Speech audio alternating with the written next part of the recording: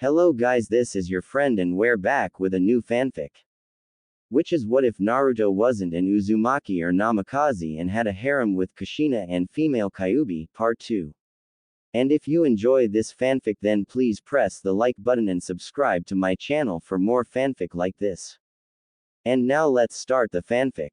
When the demoness said that a chill of excitement shot down her spine of seeing the blade of legend upon her container's back, how he got such a weapon in his possession she would never know, but right now it only increased her arousal of Naruto even more.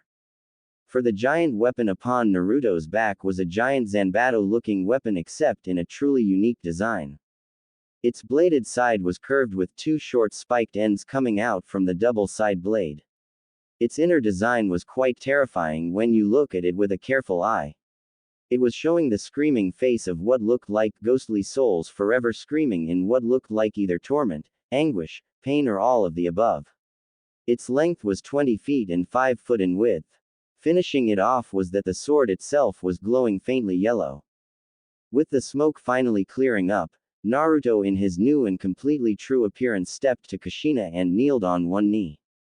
He ignored the looks he was getting from the Konoha nin but did savor the incredible fear from Jiraiya and would love it when he start pulverizing the man into the ground. Kushi-chan, his voice much deeper than she remembered. Looking up she saw the smiling face of Naruto, the one she loved with all her heart. It's time we left Konoha, he said with his hand held out which she quickly grasped and with a small eep from her hauled her up till she was standing perfectly on her shaky legs. Kushina looked at Naruto, well looked up is the better word for it. She could see she stood at his legs in height and it irritated her a bit on the inside. She felt so small. Naru-kun, what about all of Konoha? I can feel the Konoha shinobi converging here, what do we do? She asked him, only to get a grim smile from him. Let them comes, I said I would protect you and I meant it. I've been away from my duty for the last 10 years and I won't keep doing that. Konoha can try to take you back from me but I'll destroy any and all that try. I promised I would go through hell and its 9 levels of torture and back 100x times over just to get you and I meant it. He said, finishing his sentence with such much emotion it brought a happy tearful smile to her face. Thank you Naruto-kun, she repeated rubbing her eyes of the tears. Naruto nodded with a smile before narrowing his eyes. Die! Jiraiya shouted appearing over Naruto while doing hand seals. Kuchio's no jutsu. And with that a giant shadow appeared over Naruto and Kushina. Looking up slightly Naruto and Kushina saw the body of the giant toad Gamabunta coming down on them. Its eye filled with confusion at the sudden summoning. With only a second to spare, Naruto spoke, Kushi-chan grab my leg, he said and she did so quickly wondering what Naruto was gonna do. As the giant toad came down Makoto watched being held back by Tsukumo and Sume. Kushina. Makoto yelled as the toad was but an inch away from crushing her and Naruto. Then the impossible happened. Gamabunta's fall was stopped and the toad knew something was wrong. Jiraiya in his desperate and fearful state also found something wrong. That's when they saw Gamabunta's body about 25 feet from the ground. But not going down any further. To summon this little toad, you must be desperate to kill me Jiraiya, but you should I didn't take down a Biju physically for nothing you know, a voice that striked fear into Jiraiya's heart with each passing word. Looking under Gamabunta was Naruto and Kushina grasping his leg looking up also with amazement in her eyes. Why was this? Well, it could be that Naruto's right hand was in the air holding Gamabunta's body in the air like it was nothing with a bored look on Naruto's face. It couldn't be that though. Right. Holy Kami. Tsukumo uttered trying to wipe the disbelief in his eyes. He couldn't believe but, right in front of him was a man holding Gamabunta's Biju-sized body in the air. With only one hand. Makoto was struck in amazement as well. She stared at the godly-looking giant with awe. This man, who was very important to Kushina, was holding a toad of Gamabunta's size in the air like it was nothing. Her curiosity was getting stronger of him for each passing second. Gamabunta's heavier than I remembered. Anyway, here, I think this is yours. Naruto said and with a swing of his arm sent Gamabunta flying. And I do mean flying. The giant toad was sent right over the Konoha shinobi and into the forest, skidding back, destroying trees and the ground. That is until it hit the Konoha wall and poofed out of existence.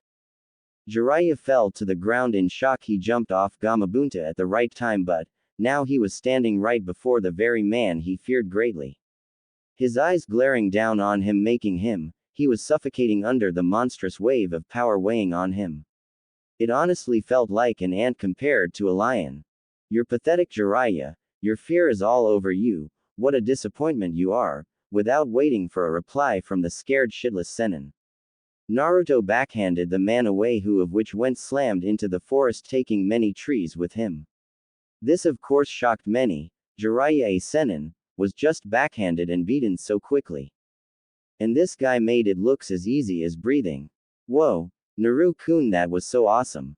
She shouted in childlike glee. I mean, it's not every day you see a shinobi like Jiraiya getting manhandled like that. Meh. Jiraiya is pathetic. He may be a good shinobi, but he relies too much on his summons than his own capabilities. Now then, he said, turning his head to the remaining Konoha shinobi. Kushina saw this and looked at Makoto with a calculating stare in her eyes, searching for something until she spoke. Naru-kun, remember when I said to spare Makoto? Would you mind taking her with you? If there was any person I'd want to take away from this corrupted, arrogant village, it's her, she said, shocking Makoto greatly, while Naruto just looked at Kushina for a minute. But she is of Konoha, can we trust her? He said, only to get a nod from her. Yes, if there is anyone I trusted with all my heart, it Makoto-chan, she said with a smile. Seeing this, Naruto closed his eyes and nodded. Very well then, but the others, he said, making the others tense. Won't get the same treatment. And with that, Naruto's gaze snapped at them, and in a blink of an eye, Tsukumo, along with Tsume, and Jiraiya's students were passed out, similar with how Naruto dispatched the gate guards. Minato himself, being a self-proclaimed shinobi genius and strong-willed being, was lying back, foaming at the mouth with his eyes rolled at the back of his head.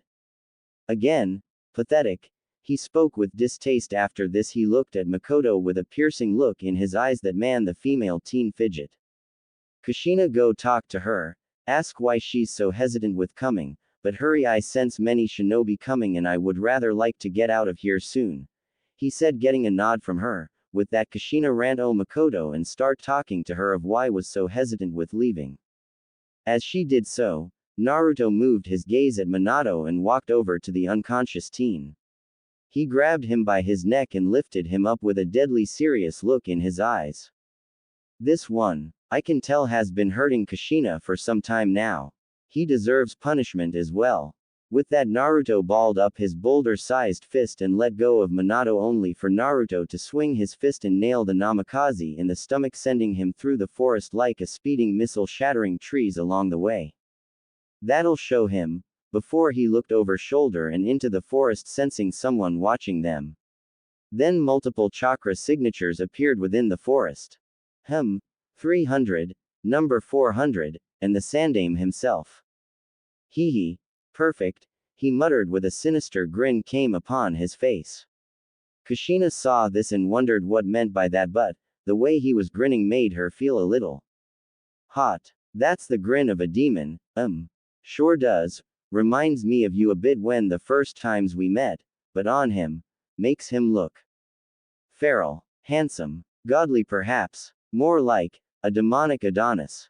Naruto, not knowing of the conversation about him, spoke. Kushi-chan, hurry up. We've got company. With that, multiple thuds of feet pounded away at the ground, showing the arrival of many Konoha shinobi, along with Orochimaru and Senju Tsunade, the other two Sennin and their sensei, and the self-proclaimed Kami no Shinobi himself, Hiruzen Sarutobi Sandaime Hokage. That's when they all saw the damage at the grounds, but the source of their appearance was the giant before them. Many went deadly pale at the man. His appearance was fearsome in nature and his eyes didn't help at all. It actually made a few that made contact with his eyes keel over before passing out from the ferocity in his eyes. Hiruzen was staring at the giant man with a look of extreme curiosity. It's not every day you see a man of his height and plus the way the man's aura just expelled power told him that this man was different. That is until he heard his student Tsunade gasp, so looking at her he saw how deathly pale she was while Orochimaru himself, his star student, was showing disbelief with his eyes wide as they could be. It can't be, he's supposed to be dead. He heard Tsunade utter this made him feel a little tense for some reason. Ah, they've all gathered. Good, I won't have to shun each of you down then. Naruto said, making them all tense. He started walking toward them with a bloodthirsty look in his eyes which made many shinobi piss themselves in fear. Who are you, stranger? Hiruzen asked, clearly confused at who this man was, but, to make his students fearful like they are, made him feel a little more tense than before. Naruto just looked at Hiruzen for a moment, making the cage freeze in his tracks. The golden amber slitted eyes made him feel something he has never felt before, a feeling of absolute power washed over him like a tsunami, threatening to deflaten and crush him like he was nothing but trash. Who I am? Boy Hiruzen, you are getting senile in your age. If you were to read the bingo books you would know me, but I was, after all, killed by your students 10 years ago. Do you remember now? He said, satisfaction gleaming in his eyes seeing Hiruzen go deathly pale at what Naruto just said. No. It can't be. No, it's impossible. He denied it to be true. There was no way, absolutely no way it could be true. Yes, that's right, or let me spell it out for you. My name is Uzumaki D. Naruto, aka the Kami no Saigai to Senso, god of disaster and war, and your worst nightmare. Finishing it off with a demonic shout. Naruto just announced it to everyone. That he was back and ready bring disaster once more. You know it's can't nay. Hiruzen said, horrified at what he was hearing. That's right, fool. I'm back and ready to take Kushina-chan away from here the same way you took her from me 10 years ago. With that, Naruto took a step forward. Next thing anyone knew, Naruto was in front of Orochimaru with his fist already embedded into the snake man's stomach. The sound of crunching and shattering ribs rung around the whole area along with Orochimaru's painful scream. Too slow to react, Naruto brought down his other fist upon Orochimaru's jaw, breaking it as well as sending the pale man into the air. As the Sennin was in the air, Naruto drew back his other fist while using his right block Tsunade's chakra-enhanced punch, making a shockwave from behind him. He brought it down and rammed Orochimaru right into the ground, creating a massive crater. Taking their shock into account, Naruto spun around, delivering a bone-breaking kick to Tsunade, breaking her left leg and sending her into a couple of trees. Afterwards, he turns his head toward the oncoming group of Konoha shinobi and glares. Right then, a massive pulse shot from him, with it hitting the group of shinobi, making them pass out from the sudden mental attack. Then, without warning, he sent his right foot into the ground, creating a shockwave before a small upheaval of earth shoot up, hitting many other shinobi that were about to send their own jutsu from afar. Hiruzen watched in just a few minutes, this man no monster take out his students and shinobi like it was second nature. It actually scared him a bit, but he had to show no fear in adversity. Even if his enemy was practically a monster among humans and god among shinobi. Something he truly was questioning about himself at watching such a display. With Kushina and Makoto. Whoa, that guy is strong, said Makoto, wide-eyed at what she just seen. This guy just took down 3 Sennin, a man that is stronger than all of the Sennin combined and now hundreds of shinobi, like it was child's play. Her curiosity of him rose up to monumental heights of him, and her amazement of what he has done so far showed in her eyes. He. Trust me, I was just like that when I saw him fight San back when I was just a kid. Naru-kun is truly very, very powerful, and I want to be there with him step by step throughout both our lives. Kushina said with a small giggle, seeing her friend's gaping face. Wow, you truly love him, don't you? I still can't believe Konoha placed that kind of seal on you, she said, remembering what Kushina told her and about the seal that locked away her true memories. It disgusted her that Konoha would do something so dirty just so they could get Kushina. Yes, she knew of Kushina's clan, the Uzumakis. She was also recently told about her being the Jinchuriki of the Kyuubi no Kitsune. But to Kushina's surprise, Makoto still saw her as a friend, something made her feel very relieved about. Mikado heard Kushina sigh contentedly as her violet eyes gazed upon the giant of a man she loved. Yeah, I love him as much as he loves me. You know, the first time we ever met was when I was just 2 years old. From that day on, I never left him, always cling to him like he was my own personal teddy bear. But now he truly does look like my big stuffed teddy bear, she said with a childlike grin.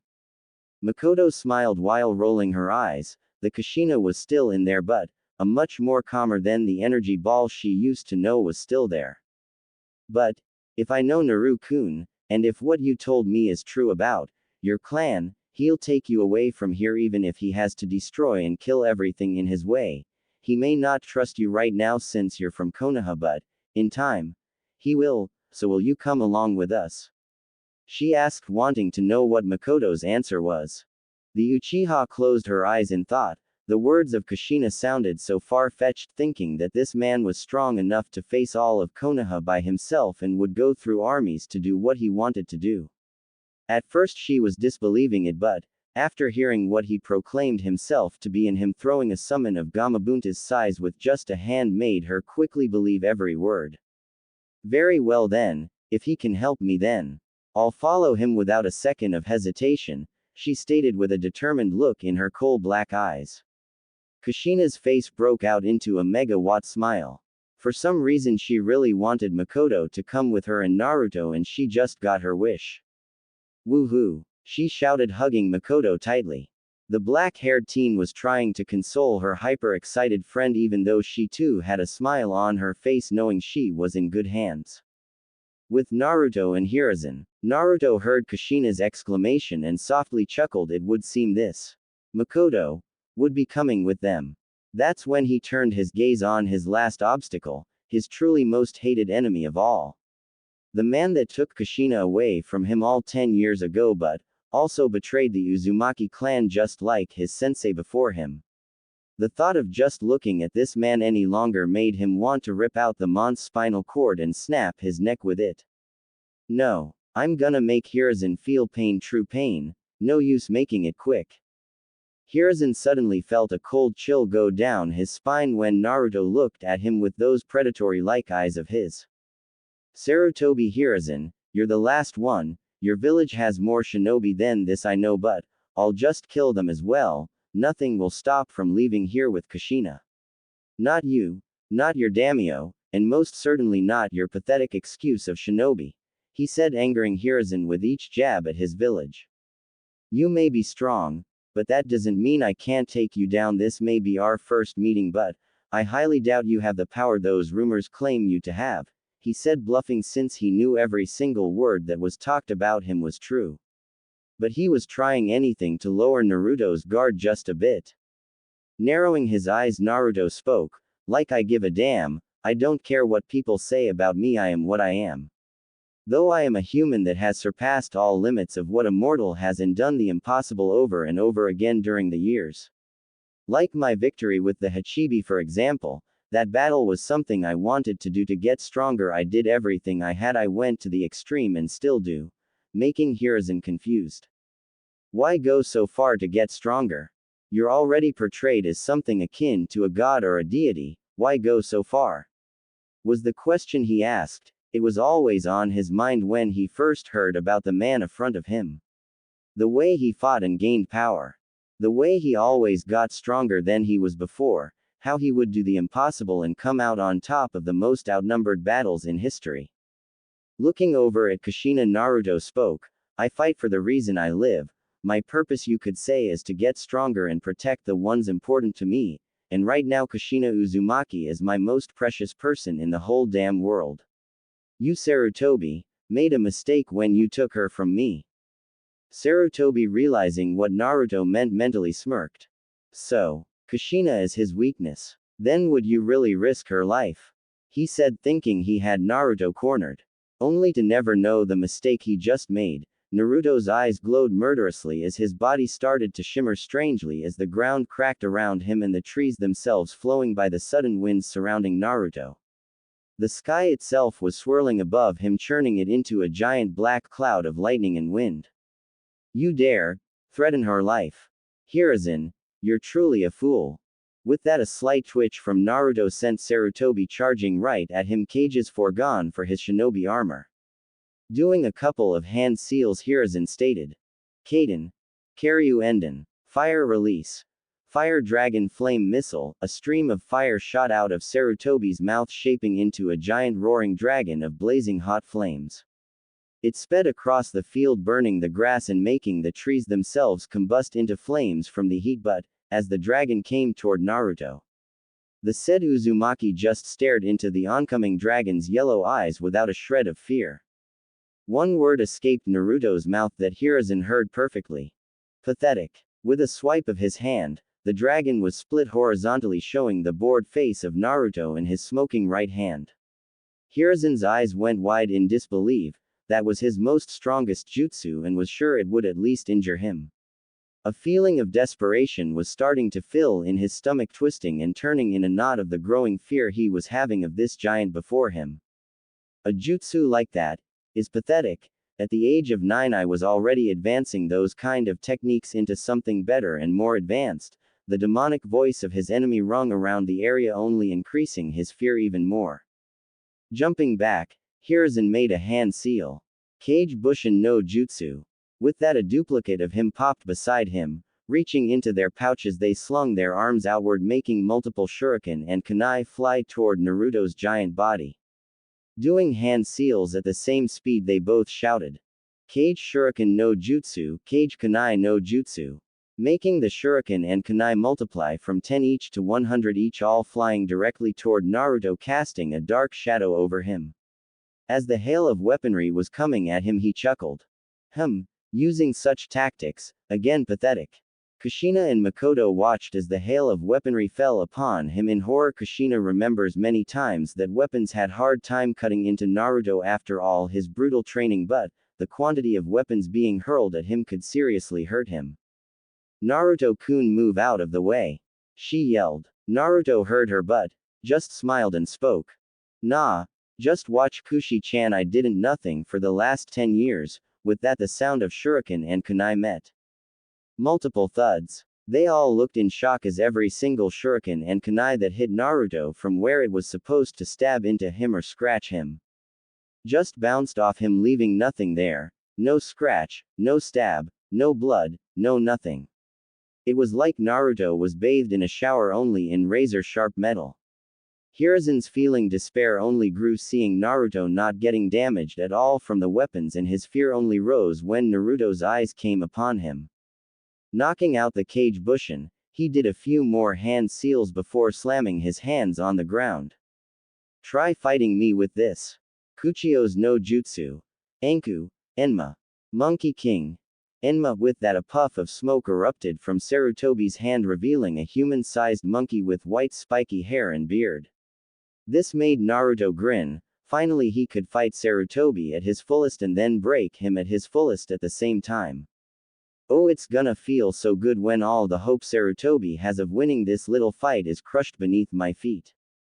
Enma blinked, his eyes slowly adjusting from the quick summon, only to see his summoner in a state he's never seen before. It was fear, but why? Looking at what was in front of his summoner, he saw exactly why. Hiruzen, please tell me you didn't just summon me to fight this man, exclaimed the deadly calm summon. He already knew who this man was. Hell, the whole summon realm knew, he who has shaken the very realm itself by beating a Biju of Hachibi's level. That was spread throughout not only the elemental nations but also the summoning realm. Within itself, this unintentionally got respect from many boss summons for Naruto, since it has never been recorded in history that a mortal of all things defeated a Biju with only his physical prowess and taijutsu only. I'm sorry, Enma, but I know the only way to fight him is with you by my side. Because if I don't, I'll most likely be killed, he begrudgingly admitted. Enma just grunted. Sarutobi, I don't know if I should just leave right now. This man before us is highly respected not only in your realm but the summon realm as well, since his feats has reached even us. But, with you being my only clan summoner, I'll have to help you, which gained a grim smile from the old Kage. Thank you, now let's begin, he said, with Enma jumping above Sarutobi doing his own hand seals before stating. Henge. Kongonyoi. Transformation. Adamantine staff, and in a poof of smoke Enma transformed into a 6-foot-long staff with black being its main color with both ends being a dark yellow. When it dropped, Hiruzen caught it before twirling it around before setting into a stance, his eyes glaring at the face of the enemy he admittingly wrong but was for the better of Konoha. A weapon. You wish to fight me with a weapon like that? Very well then, I'll give you the honor of fighting with Chaos Eater, he said, slowly inching his right handle to the giant leathered strapped handle of what Sarutobi notices now a weapon of some kind. With Kushina and Makoto they watched in awe as Naruto kept Hiruzen the Kami no Shinobi in a corner without even moving. The big bright grin on Kushina's face could make even the sun itself turn green with envy. Hell, Makoto was smiling as well as she watched the person that was possibly gonna help her leave her cursed clan beat Konoha's cage around like a rag doll and embarrass him like a child. Ooh, Naru-kun's gonna draw it. I wanna see. Kyuubi shouted repeatedly like a child wanting its favorite toy. Q-chan, you have no idea how cute you just sounded when you said that, he, mentally said a grinning Kushina. Shut up. The flustered Kyuubi said as she really couldn't control herself when Naruto's admitted that he was gonna draw his weapon. It was like an urge for her to just see him use the weapon that made her want him to quickly draw it out and carve up the old man like a pumpkin. When Naruto's hand grasped the leathered handle, a sudden pulse of power reverberated from his back, cracking the ground beneath him and making many trees break upon impact from the sudden pulse. Hiruzen Enma, meet Chaos Eater, he said, drawing his massive Zanbato demonic weapon from his back. And in that slow ever draw, Hiruzen appeared below Naruto in mid-swing, his staff an inch away from hitting Naruto's stomach. That's when the giant demonic sword blocked the staff, making it tremble chaotically. It was like he slung a sledgehammer at a steel door. Good Kami. Hiruzen, be careful, my head hurts. Enma shouted from within the staff while Sarutobi just nodded. No time to talk, Sarutobi, you're in the middle of a fight. A voice formed behind him, spinning around. He slammed his staff at Naruto only to hit his sword once more, making an echo of clanging steel echo around the area. With that they both disappeared in the high-speed Kenjutsu battle. Soon metal versus metal rang from all over the forest of Konoha, alerting many shinobi that felt the chakra signatures being all focused in one spot with them getting ready. Trees were broken from the shockwaves of the two enemies meeting with their weapons each time. That is until a scream of pain erupted from the forest before Hiruzen's body shot out of the forest and into the ground, bleeding severely from numerous injuries on his part, his staff still at his side but cracked, showing damaged Enma was as well. Out came Naruto Chaos Eater over his shoulder with a deadly look in his eyes, the sudden spark of playfulness gone.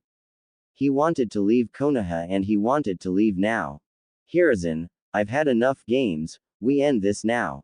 And with speed Hiruzen couldn't even detect Naruto appeared in front of him, his giant fist smashing into his face, making dislocate jaw and breaking his teeth. With that though, Hiruzen's body shot off toward Konoha, smashing into trees on the way as well as injuring his body even more. With that out of the way for now, Naruto turned toward Kushina and Makoto, the latter looking at him in complete awe and amazement in her eyes. He saw this but brushed it off for now and walked up to them for a moment. Kushi-chan, I know you're strong, don't get me wrong, I know you are, but right now you are at your weakest, so I want you to apply this to your seal holding Kyuubi. It's the great Fuinjutsu I've created so far and my greatest work. It will protect you and Miss Makoto here as well, he said, handing over a small paper with an intricate yet complex design of a seal similar to the Uzumaki Fuinjutsu upon Kushina's navel. Looking at it with a calculating eye, she was talented and praised for by her father and clan. She analyzed it being some kind of reversal seal of some kind. It being the same array seal upon her stomach holding Kyuubi, but much opposite in design with a few array lines integrated differently than the others. Naru-kun, what does this seal do? I have no idea, she said, pouting cutely since she prided herself greatly on her Fuinjutsu, but this one just seemed so complicated. Chuckling a bit, Naruto turned toward Konoha's direction and spoke. Just apply that to your seal and you'll know soon enough. Enjoy, he said with a big grin on his face. One he has never done for the last 10 years. With that, Naruto charged forward through the forest, shattering trees that came into contact with his body. He knew he was gonna be charging right into the hornet's nest, but he didn't care. He wasn't doing this for only Kushina but also his clansmen, the ones that were betrayed that night. He's gonna make Konoha feel true pain. Kushina blinked before pouting. Damn it, Naru-kun is so confusing sometimes. She shouted while Makoto just giggled at how childish her friend was being. Well, aren't you gonna use it? She said, making the redhead stop before rubbing her head sheepishly. Right, sorry, my bad, kinda forgot, he. With that, she channeled chakra to the seal before placing it on her own seal, holding Kyuubi. Within her mindscape, Kyuubi saw the seal Naruto gave her and was still trying to figure out what the seal's job was. It was so much more confusing than any fuinjutsu she's ever seen before, much more than her first containers work. Uzumaki Mito's and her skills in fuinjutsu were godly at least. What does this seal do, I wonder? That's when Kushina applied it onto her seal before a bright light erupted from the outside world, while on the inside Kyuubi felt a sudden tug. When she looked at the mindscape, she saw it was normal but was gradually disappearing. When she snapped her gaze at the Uzumaki seal, she was flabbergasted at seeing, instead of being the normal lock and key type of seal, it was now doing the opposite and was slowly opening the giant gates within Kushina's mind. Realization came to Kyuubi's eyes and she smirked. Oh, Naru-kun, you're good. Outside, when the sudden bright light erupted from Kushina, Makoto had to close her eyes unless she wanted damage to her eyes. The light covered a good portion of the forest. It suddenly started to dim, and when it was completely gone, Makoto opened her eyes to see something quite shocking. Before her was a woman that by all rights could pass as a goddess and also the twin sister of Kushina. That's when she noticed the differences with the woman. She noticed the feral whisker marks on her face, her crimson fox-slitted eyes, which in some case was scary but nowhere near as fearful as the ones Naruto had. That's when she saw the two key appendages that made her know who it was, for it was two fluffy orange fox ears and 9 flowing orange fox tails on her backside that showed who she truly was. The Kyuubi no Kitsune was out, and right now she looked nothing like the legends proclaimed her to be. For she was right in front of Makoto, holding Kushina in a gentle hug with her 9 tails wrapped around her in a protective manner. She saw that Kushina was just as shocked as she was. They thought many things would happen when she applied the seal, but nothing like this. KKQ-chan. Kushina uttered, her wide violet eyes stared shocked at her friend she's known as long as Naruto. The nay, she never thought in her wildest dreams would be out here physically with her and never able to leave the seal on her stomach, which was shockingly enough gone. Hello, Kushina-chan, and my name isn't technically Kyuubi, that's just a title, it's actually Akemi. Kitsune no Akemi, he. The newly revealed Akemi chuckled with a sheepish look on her face. Kushina just blinked. Once, twice, 3 times. Oh, I so owe Naruto-kun for doing this, by the way, Akemi-chan. She said, still getting used to the name. Looking her way, Akemi asked. That's hen. A mischievous grin crawled up Kushina's face. Mind telling me about that little outburst from before when Naruto showed his true self? Or the fact you've been calling him kun in such a suggestive manner? She said with a teasing manner at the end of her tone. Akemi just blushed, knowing she was trapped, and this time she couldn't cut the conversation via mental link. Damn it. Well. With Naruto, the giant Uzumaki was just a few feet away from Konoha. Even now he could sense its many shinobi all converging on the spot where Sarutobi supposedly landed. He idly wondered if the cage survived the attack, since he did put some good force into that punch. Shrugging his shoulder, Naruto looked over his shoulder to see a bright light where Kushina and Makoto was. That's when a small smile came upon his face. Hope you like my gift to you, Kushina, as well as you, Kyuubi. You deserve to be free from such imprisonment after everything you've done for both of us. With that, Naruto jumped once more before landing on a branch overlooking Konoha. Looking over the city, one might think it was peaceful, but Naruto knew better. It was in a state of chaos, the disorder and disaster of seeing their cage, their leader, sent through many buildings and into the streets bloody and broken. He could see where Sarutobi went via the buildings he crashed through, going through a straight line and into the civilian streets. Perfect. He grinned, seeing many shinobi and civilian alike all at that one spot. With that he disappeared, leaving nothing but a gust of wind in his wake. Naruto was about to put his title to test and leave Konoha in a state of disaster and an open war with Konoha's shinobi. Streets of Konoha. Civilian and shinobi alike were all shocked or plain out terrified at what they were seeing. There was a massive crowd of the two surrounding the body of their Hokage, the fearsome leader that fought in all three wars, the man that was named the Kami no Shinobi.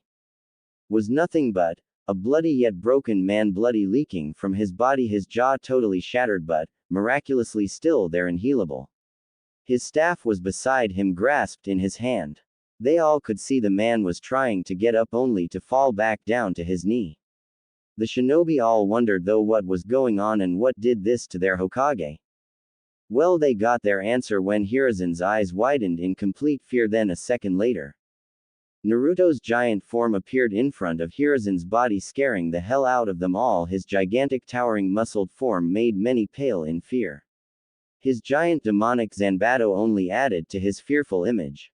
Hiruzen, how pathetic you look in front of all these people, what a shame. Naruto said, ignoring the rageful looks from the Konoha shinobi. Or surprisingly enough lustful looks from a few women in the massive crowd. Hacking up blood, Hiruzen looked upon the man that he had done this to him. Taking a quick glance at his staff, he spoke.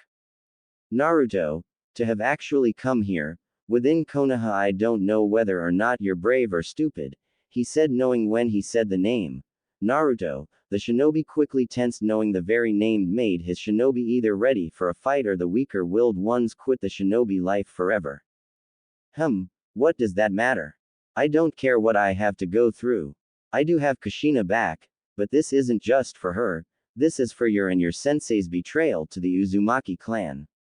I'm here to rid that symbol upon your shinobi's backs. They don't deserve to wear it since they have betrayed us from the very beginning. He said, shocking them all, just not Hiruzen, who had a grim look in his eyes. But it was for the better of Konoha. He shouted in protest. Wrong thing to say. What did you just say? Naruto said with a dangerous look in his eyes.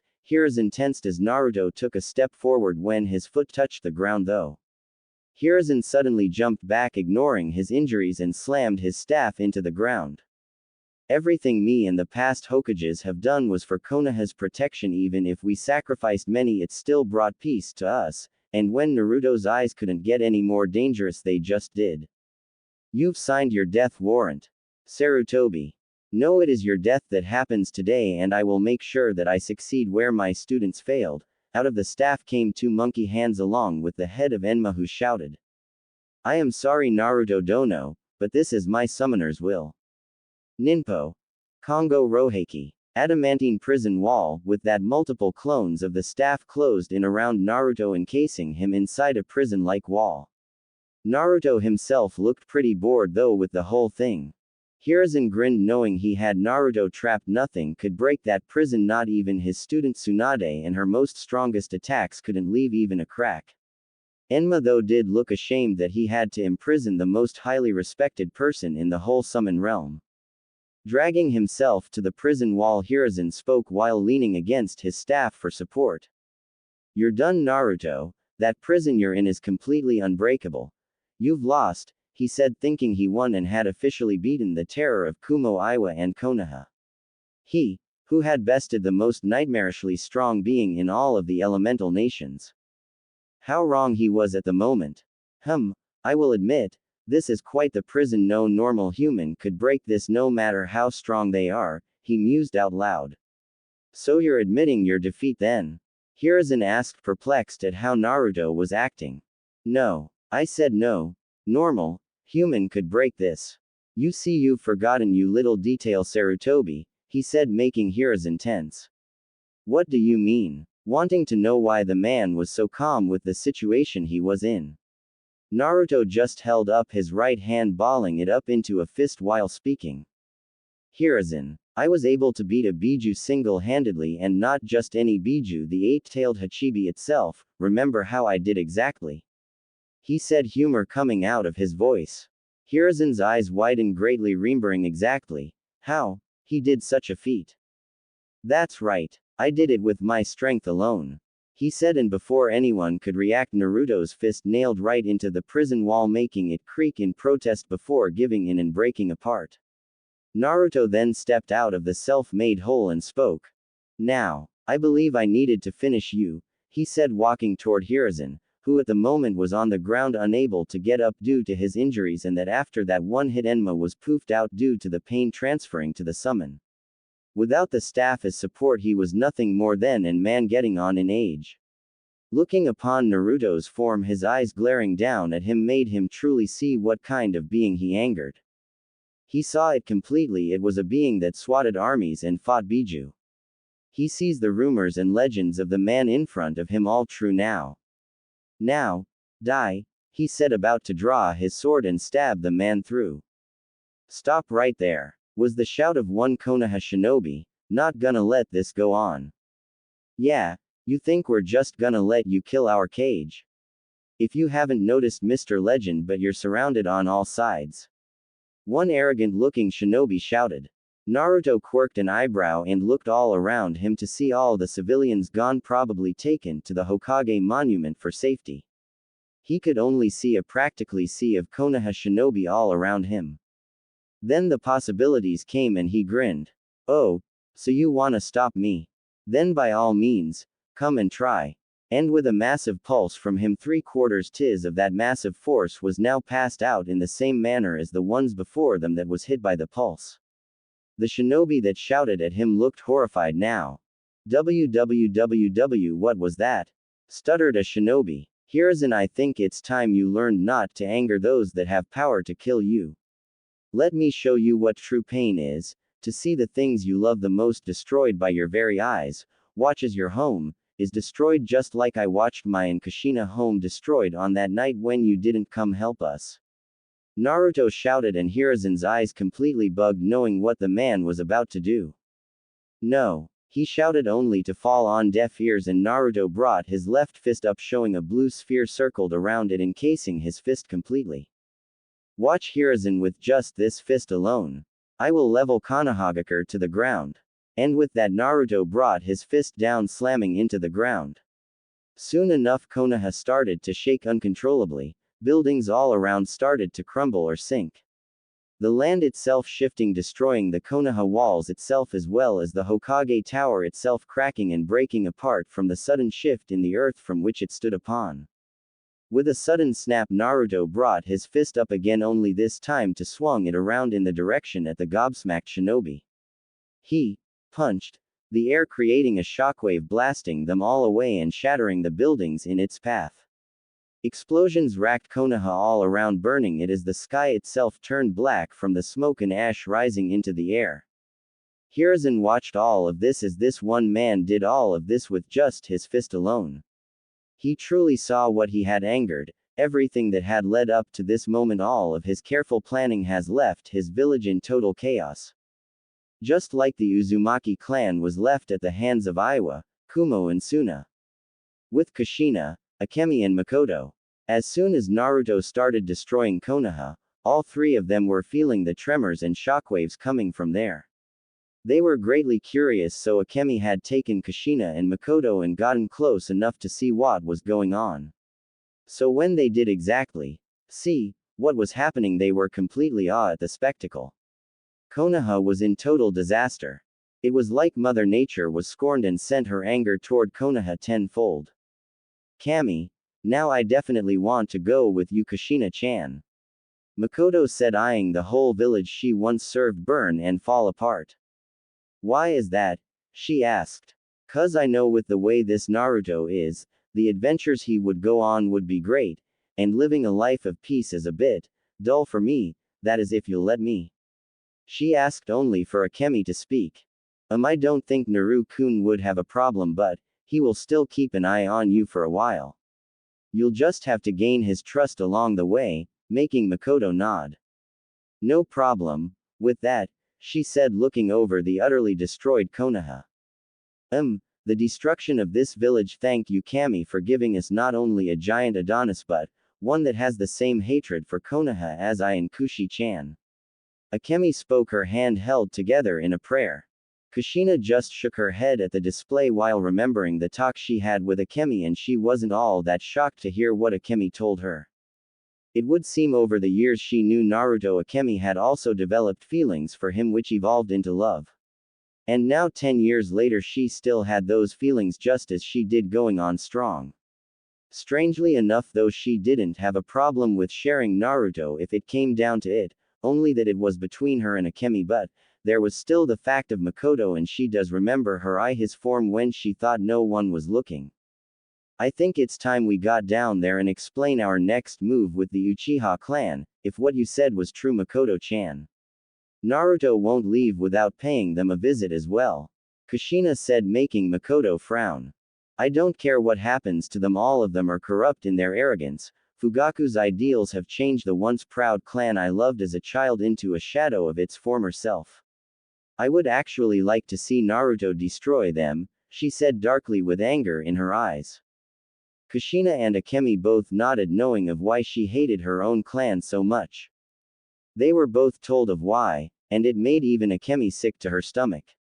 The Uchiha clan elders, along with the majority of the clan itself, had become so arrogant their beliefs had turned into believing they were strong than Kami herself.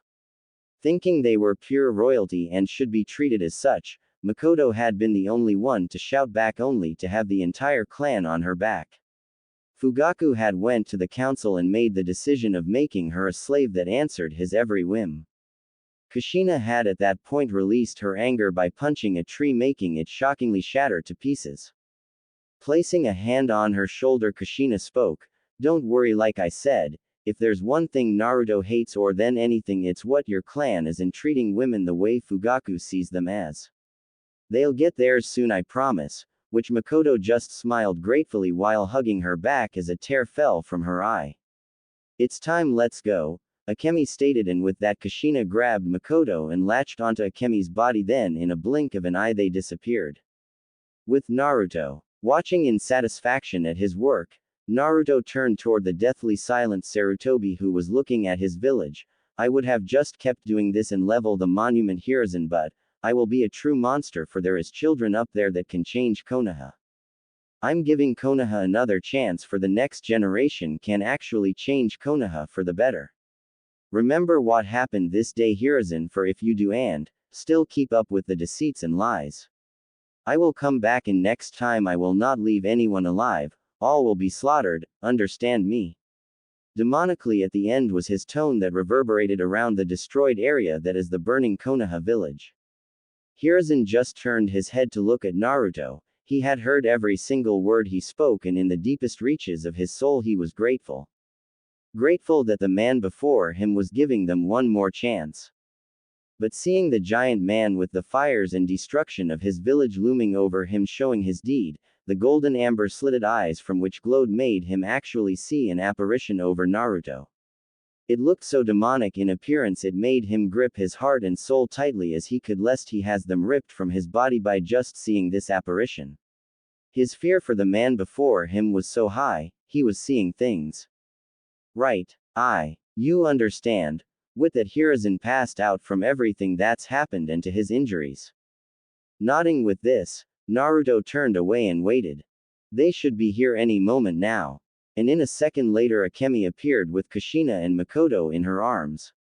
Seeing the sudden appearance, Naruto looked at them until his gaze landed on Akemi.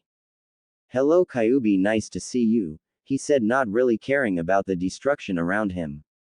Akemi was in the same manner as well. Hell, she savored in the chaos and death around her. Made her feel so at peace. Hey, she was a demon that loved chaos. To you as well, Naruto-kun, but my name is Kyuubi, that's just a title, it's actually Akemi, she said while Naruto just quirked an eyebrow before nodding. Akemi, huh? Nice name. Anyway, Kushina, did you find out why she was so hesitant to come with us? He said, pointing at Makoto. Kushina just nodded and explained. Well, it all started with her clan. See? So your clan has been like this for years now, have been corrupted beyond any kind of help, and are in the belief thinking they are the stronger than Kami herself.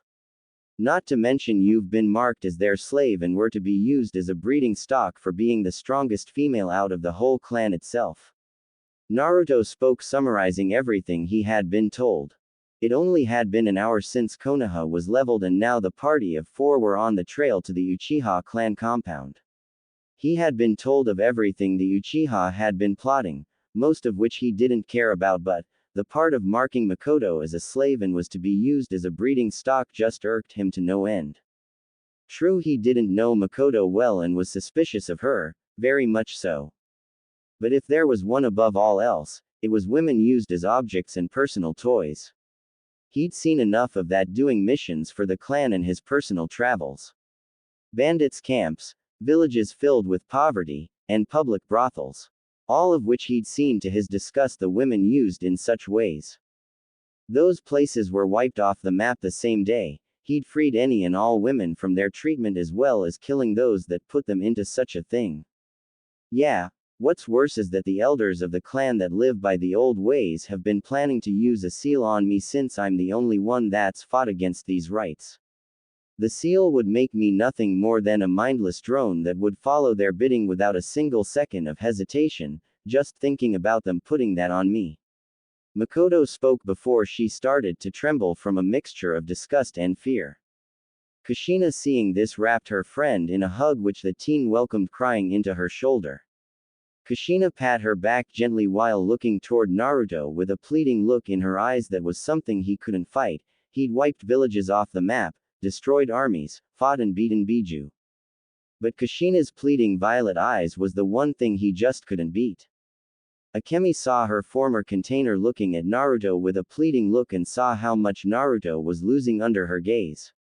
It was quite amusing, really, to see someone of such power and control be beaten by just a gaze. Sighing, he spoke, "Very well, I will deal with the clan, but after which we must leave, all right?"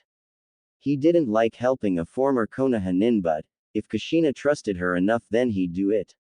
Besides, he has been itching to give those Uchiha and kicking anyway. He missed the victory sign Kushina gave both Akemi or Makoto, but did hear the slightly giggling of the 3. Quirking an eyebrow, he turned only to see them all blinking innocently at him. Shaking his head, he turned back around, not seeing the big grin on Kushina's face, the vulpine one on Akemi's, or the small smile on Makoto's. As they ran through the forests heading for the Uchiha compound, Akemi looked upon Naruto's giant form and gained a curious look in her eyes. "Anyo, Naruto-kun." The man just gave her a glance. "Yes, Akemi." The Biju just sped up beside him and spoke. "I don't get something. It's been 10 years and I remember you being very tall even at your age, but how did you become this tall? Or the matter of how you're still able to move at such speeds like you are." This got both Kushina and Makoto's attention as well, since it didn't cross their minds till Akemi mentioned it. Naruto sighed. "Honestly, I don't know, but I think it's from my father's side of the family. Everything I am right now makes me feel like it was from my father's side, and I'm guessing he was a giant or some kind of half-breed to a giant. All I know is that this is my full height and has been like this for the last 2 or 3 years. I hid in a henge so I wouldn't be alerted to nearby villages like Ie or Konoha." Akemi nodded with this until she continued. "I see," she said, still curious of why he, a human, was this tall. She'd seen giants before, some ranging from 50 feet tall to, shockingly enough, 500 feet tall.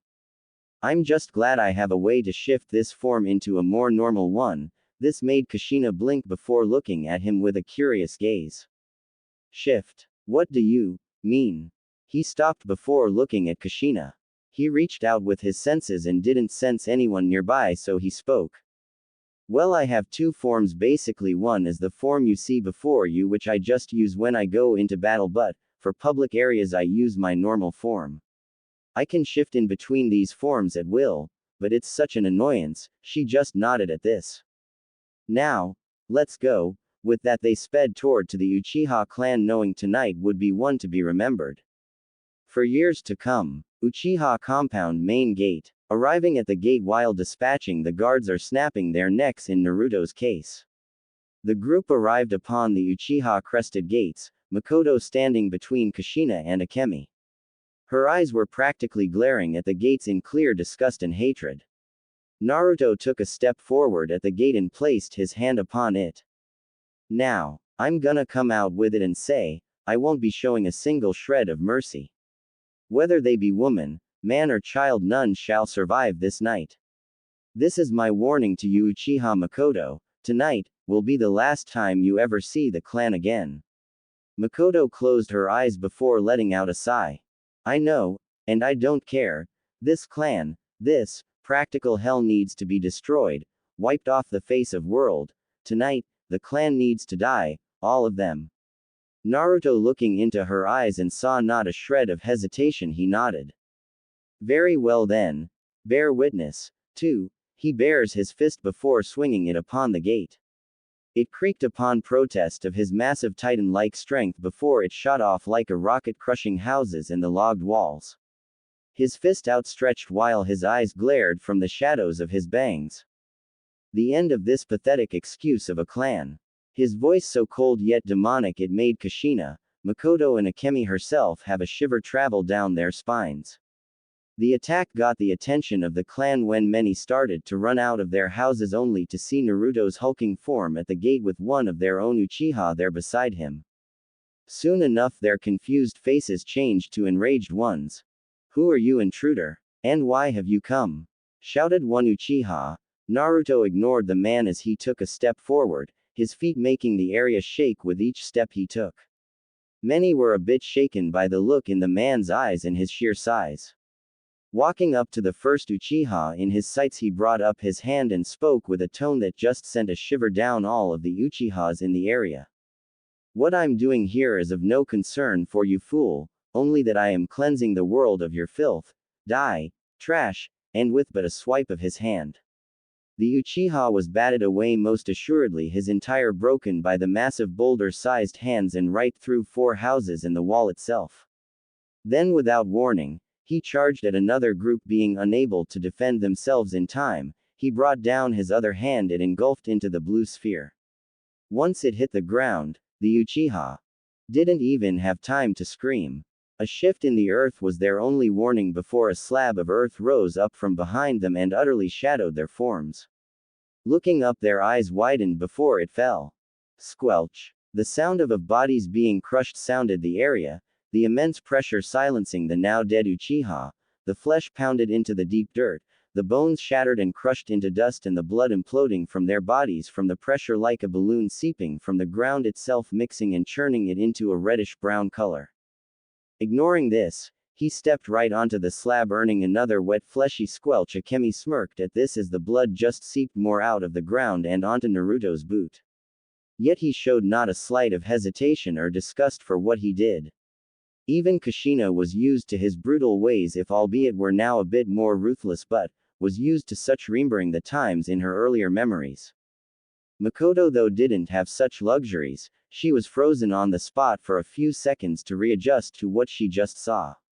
Yes, she had killed before, earned her rights as a shinobi, but what she just saw made everything she's seen in the war look normal, if that's the right word.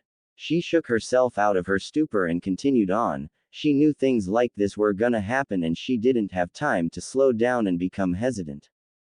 She had the chance to gain a new life.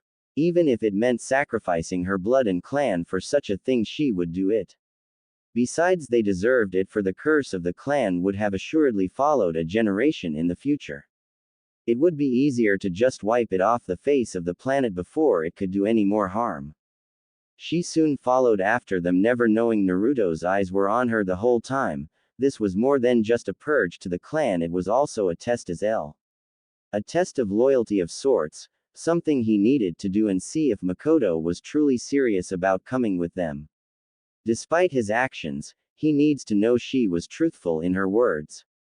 Her actions, though, said it, though albeit she was hesitant, she was determined to go forward, down the path of a traitor, but on the paved road to a new life filled with mysterious adventures, with many twists and turns, filled with blood, death. Hey, you've gained some, but not all, of my trust, Makoto, but you have done well. Walking forward, he gained a very cold smirk that made Akemi herself shiver and would make Lucifer himself flinch. This night would be one to be remembered. Too bad the only witnesses besides themselves would be dead and the deities themselves would only be able to watch the unfolding of such a slaughter. Let the purge begin. His voice carrying out through the whole clan compound like a sonic boom. And then the slaughter began. 3 hours later, clan home compound. It had only been 3 hours since their arrival, and in just that short amount of time, the three girls witnessed why exactly Naruto was famed for his actions in the war. In just that small amount of 3 hours, Naruto himself, without a shred of help from any of them, massacred and murdered any and all Uchiha in his path. Buildings fell beneath his feet, women and children were swiftly killed just by his massive killing intent itself, making their hearts implode from the pressure. The men were all just butchered, limbs were torn off, bones were shattered to dust by his massive feet and fists. His giant Zanbato untouched throughout it all. They all swept through the compound like a raging tornado, with Naruto himself being the center of it all, sweeping it up like anything and everything in his path was but a speck of nothingness to him. Frankly, since the man could pick up a building with his hand alone and without the least sign of stress and throws it into a group of Uchihas before igniting a time-delaying explosive tag. Before them though was the head's home, the very place where the leader, clan head and its heir lived. But they weren't alone. Oh no, they weren't alone.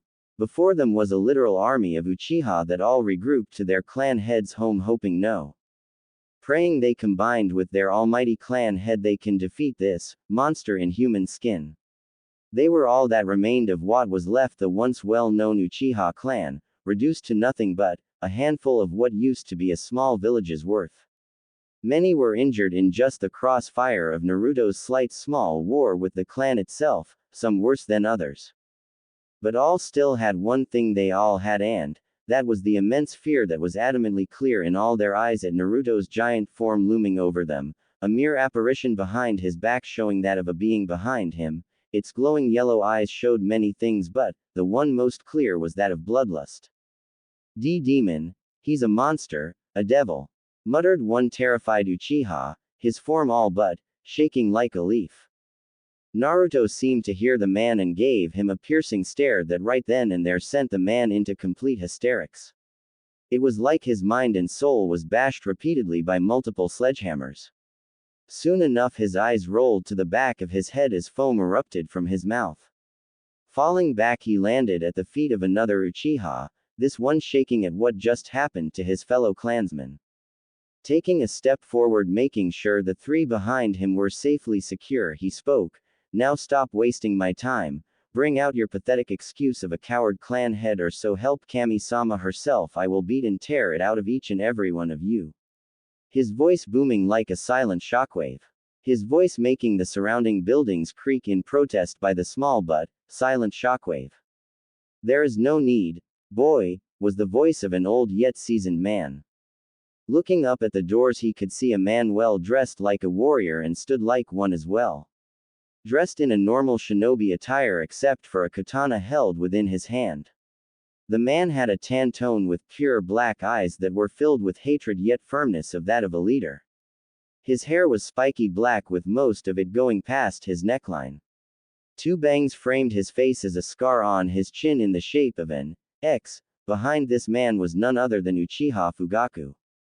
Naruto narrowed his eyes at the man. He knew this man despite not knowing his true name. He knew his alias from the bingo book, and truthfully he couldn't believe it and also couldn't help but smirk. "Well, I'll be damned, I never thought you of all people were this wretched clan's head. It's been a while, hasn't, since we last saw each other, and since our last fight, isn't that right? Hanu Mikado. En no Abata, Flame Emperor.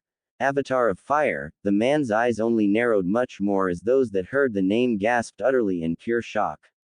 Kushina blinked confusingly, as did Akemi, while Makoto herself was in a state of pure shock. "It has been a long time since I was called that name, but I am sorry I have given up that title long ago. My time as that person has ended and now I'm just a man that leads his clan, though I can't say it is a pleasure seeing you again." Naruto's smirk just grew wider. Ah yes, last time we fought it was during the end of the Second War. It is also where you got that scar, am I right? The man just twitched while faintly touching the X scar on his chin before sighing. Looking back at the man he hated above all, I no longer go by the name, for my true name is Ozai. Uchiha Ozai, and I am the clan head of the Uchiha clan. You, sir, have attacked it for reasons unknown, and I shall fulfill my role as the leader of this clan, and eliminate you, like I failed to do all those years ago. Naruto just closed his eyes and shook his head before clenching his fists together. The wind suddenly picked up with high speeds, with it swirling just around Naruto and Ozai, leaving just enough room for their fight. Looking over his shoulder, he looked at the three ladies behind him and spoke, Kushi-chan, Akemi.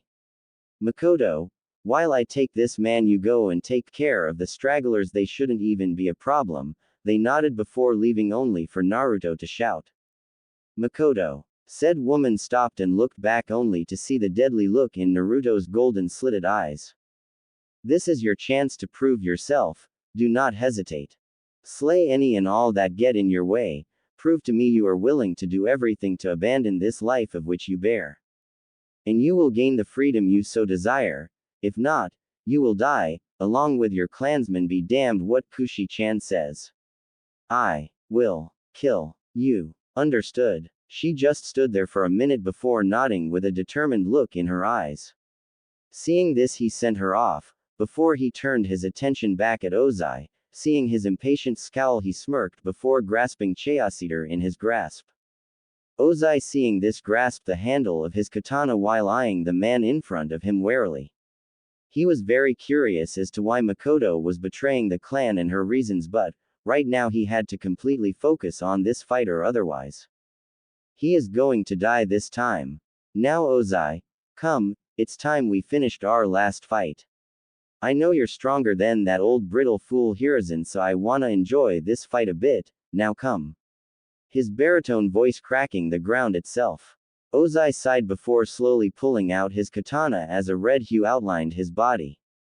Closing his eyes, he circulated his chakra through his system, channeling it and morphing it into the right direction. All for this fight. Snapping his eyes open, Ozai's body erupted in flames, it being that of not orange flames or yellow, but pure red crimson, the flames of hell itself. Tightening his grip on his katana, he willed the flames to engulf his blade as well. After it did so, he looked back up at Naruto to see him now adorning a serious firm stone face.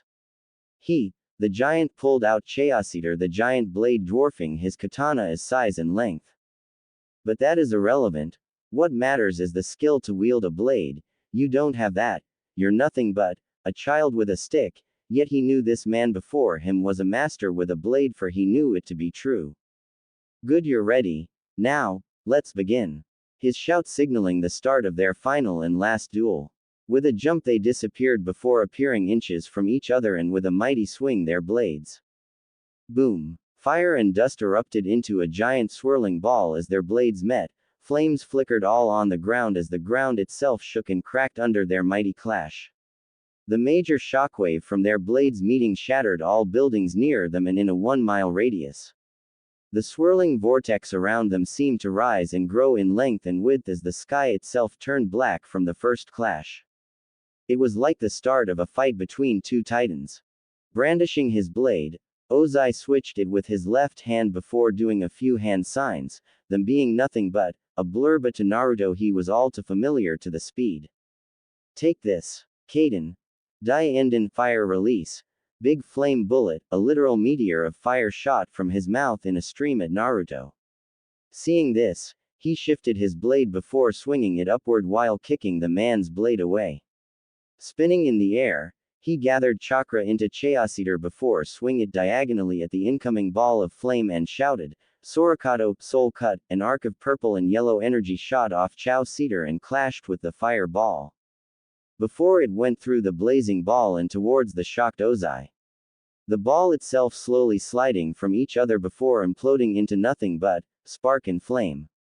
Reacting quickly, Ozai rolled out of the way and watched in slight amazement and a little hint of fear that the attack all but cut right through the ground like a hot knife through butter and cleaved through multiple buildings and clansmen that were in the way of the attack. By Kami, what an attack! Don't get distracted. A voice boomed over him. Looking up, he saw Naruto bring down his fist with his sword coming from his left. Moving purely on instinct, he rolled out of the way of the punch with the fist slammed into the ground, shaking the area before he got into a handstand and sprang up, avoiding the swing. Planting his foot on Naruto's right hand that wielding Chaos Eater, Ozai grinned before doing a pinwheel kick, kicking Naruto in the face multiple times before flipping into the air.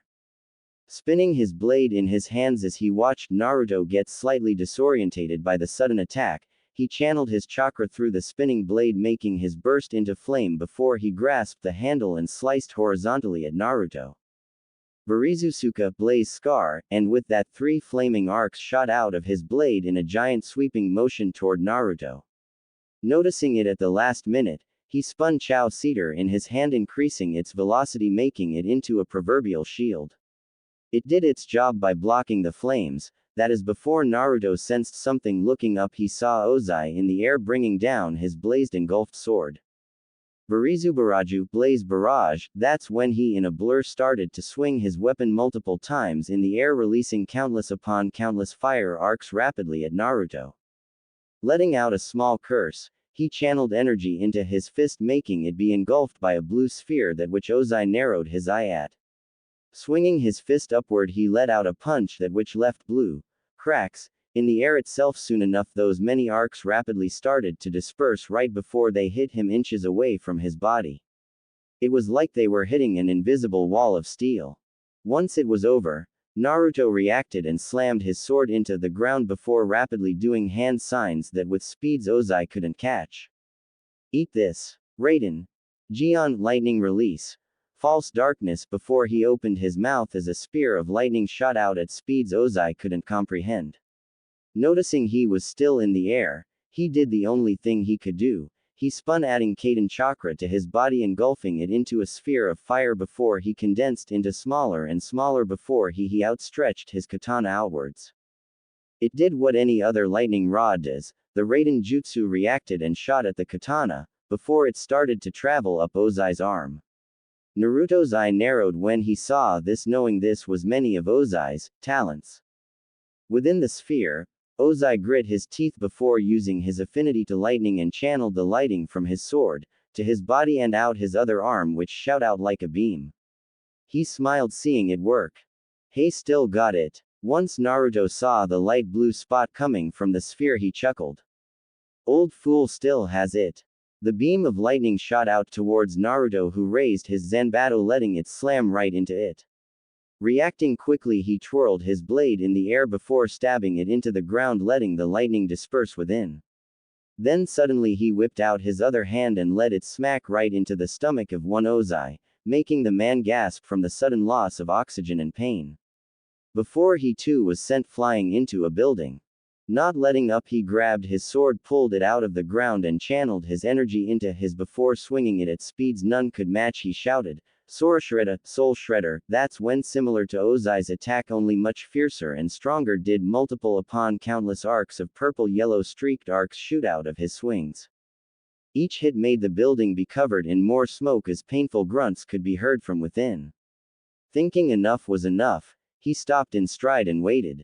When the smoke cleared up, there on the rumble of wood and metal was Ozai, sitting upon a pile of wood, breathing deeply, with multiple gashes and slices upon his body. Blood dripped from his body and stained his clothing red. His hand resting on his katana, which was stabbed into the ground as his eyes glared into his own golden slitted ones. Glaring back, "Get up, this has only started, fool, and don't hold back," he said as a yellow hue of energy erupted from him as Ozai just sighed before closing his eyes.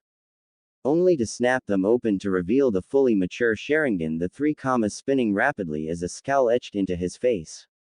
Standing up with a small limp, he grasped his katana and forced all of his chakra throughout his body once more, making his body explode into flames once more. Letting the flames go through him, he sighed while relishing in the feeling of the flames covering his body. That is before he glared through his Sharingan eyes at the firm stone form of Naruto. Now, Let's finish this, he said before igniting his sword once more, while Naruto himself just gathered more energy into Chaos Eater, making it glow purple as yellow streaks of energy cackled around it. His golden slit eyes turned cold and merciless, which soon became the eyes of what he is named for. I couldn't agree more, and with that they jumped towards once more. Once they were mere inches from each other, they both swung down their blades, a loud battle cry. Fyasudoraiku, fire strike. Soroshimuryupu, soul reap. Boom. Their second clash made the whole compound itself start to shake uncontrollably. Even Akemi, Kushina and Makoto, who were fighting and defeating the last of the Uchiha, stopped, as did the Uchiha. All before their sights was the giant forming purple sphere that crackled with yellow energy, with flames circling it like a ring, with 3 more of these rings going higher and higher of the whole sphere. The ground broke and shattered. The buildings in the blast radius was blown away, and Uchiha caught in the area were completely incinerated by the intense energies battling each other. Whoa, was the only word that came out of Makoto's mouth, while Kushina and Akemi just nodded dumbfounded. Even she, Akemi Abiju, was shocked at the power being displayed. She had no doubt that sphere alone could severely injure her greatly if she was in her beast form. Naru-kun, you'll make it out okay. You always do. After all this is all over, we can all leave this horrible place, and live the life we've dreamed for. One from all this blood, death, war, all of it, were Kushina's inner thoughts as she watched the sphere of death consume all in its path. They watched captivated as the sphere grew in size, even passing the clouds in the sky itself, before Akemi saw something that made her eyes go completely wide. Shit. Kushina, Makoto, get behind me. Noticing her urgent tone, they did so and jumped behind Akemi. Good thing too, for as Akemi completely transformed into her beast form and circled their bodies with her massive tails, ignoring the painful screams from the surrounding Uchiha from her action. She shrouded herself and the other two in a barrier of her yukai. The reason she did this? Simple. The sphere of death started to slowly crack. White cracks appeared in the center. As it so, the cracks became even more frequent, and with but a second to spare, and all those that witnessed it, even all of the elemental nations itself. The sphere exploded. Boom. And all hell was unleashed in a cataclysmic explosion which rocked the very foundations of Hai no Kuni itself. The sky itself turned pitch black as the land shook and trembled under the massive explosion, the shockwave going all across the nation, hitting, making every single living thing feel its aftershock. None were killed, but they felt something happened when they all felt the same thing, a rush of wind dying down when it reached all the borders of every nation and hitting the ocean itself. Throughout all this, Kushina, Akemi and Makoto all hoped and prayed Naruto was okay. 10 minutes later. 10 minutes had passed since the explosion, and since then Kushina and Makoto were safely protected by Akemi. The barrier she set up was cracked all around but still held up. They were slightly buried under much rubble, but with a slight flick of Akemi's tails did it all burst into the air and fall completely away from them. My head, was the pained drawl from Makoto as she rubbed her aching head. Kushina just blinked her eyes rapidly while getting back her vision from the sudden white light that completely filled her vision from before. Akemi herself was silent through it all. Why? Well, we're about to find out, for when Kushina noticed the silence, she looked at Akemi only for her jaw to drop, as did Makoto's when they saw what Akemi was seeing. Akemi was standing in front of them with a shaky finger pointing in front of her. Her eyes were as wide as humanly or demonically possible.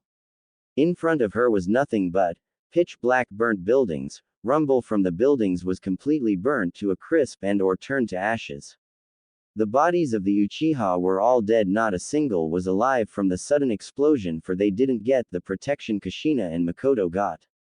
Their bodies burnt, making them all completely unrecognizable. But what really was the eye-catcher was the giant crater where the clan head compound used to be, the size being completely unimaginable. Akemi honestly knew it was bigger than her own beast form.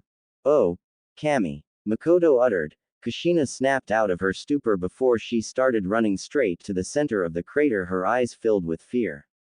Fear of losing the one she loved right when they were so close to leaving the land of death.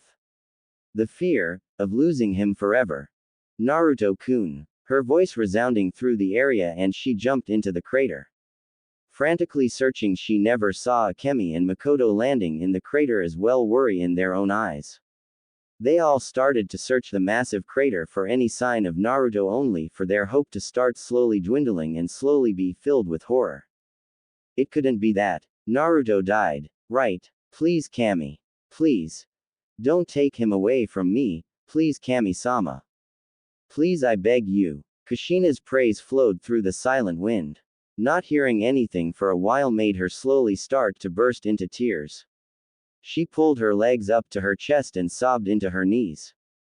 Akemi let a tear fall. Not able to feel an energy signature anywhere in the vicinity, she slowly approached her former container and hugged her close, whispering soft words to her. Trying to calm her, but to no avail. For even she was crying. Makoto appeared next to her and hugged her as well, while screaming at herself for asking Naruto to do this.